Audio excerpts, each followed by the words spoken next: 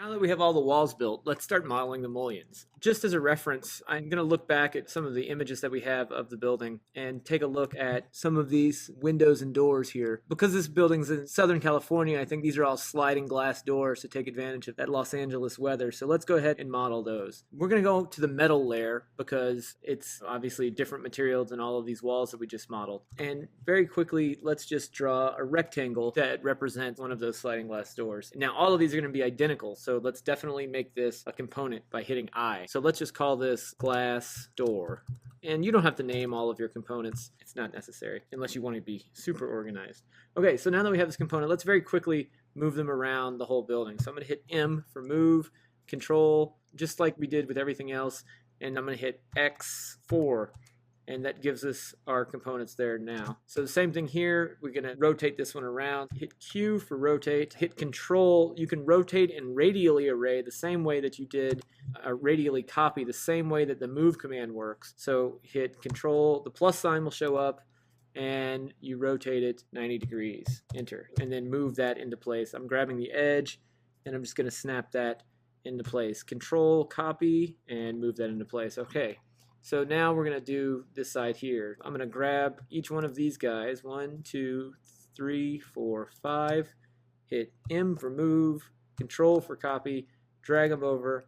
Remember, we flipped those columns to get the outside facing out. We're going to flip these the same way. So right click, flip along, red axis. You're not going to see anything change, but I guarantee those moved because you'll see now when I mess with that outside edge, all of the outside edges are facing out, which is what we want. I think we're in good shape for those. Let's put the ones over here by these bedrooms. So we're going to grab this guy. Actually, let's grab this one right here because it's already facing the right direction. In this case, I'm going to hit Control C for copy and then come over here and hit Control V, and it gives me the object. Put that in place. We're going to move it like this, 10 feet, hit X3 and enter. So now that we've put all of those guys in place, I think it's time we can start extruding some of these. And again, in working in passes, now that we've modeled the bulk of what has to be modeled in plan, it makes sense for us to start working in 3 dimensions. We've been working on this for a little while now, and we haven't even moved out of the top view. That just ensures that we got everything in place, and now we can kind of speed through making this stuff 3-dimensionally. All right, so I'm going to hold down my cursor to the orbit tool and spin us around. Here we are in 3D. Let's start extruding this stuff up.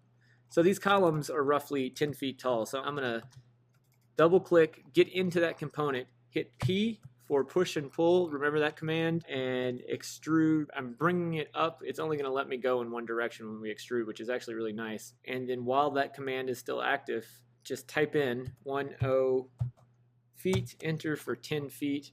And now we have all of our columns are up in place. That's great. Now we're going to do the same thing for our sliding glass door. So I'm going to double click, hit P, and then extrude those up 10 feet.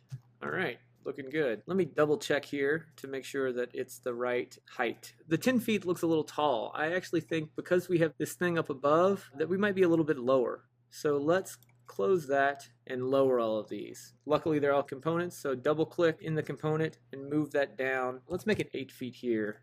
And then I think that beam that we were just looking at is an additional 2 feet, which would make the finished ceiling in there 10 feet tall, which sounds more like it. So go back to SketchUp. Let's come back around here and extrude our exterior walls up to 8 feet as well. So now all of our walls are 8 feet. That feels a lot better.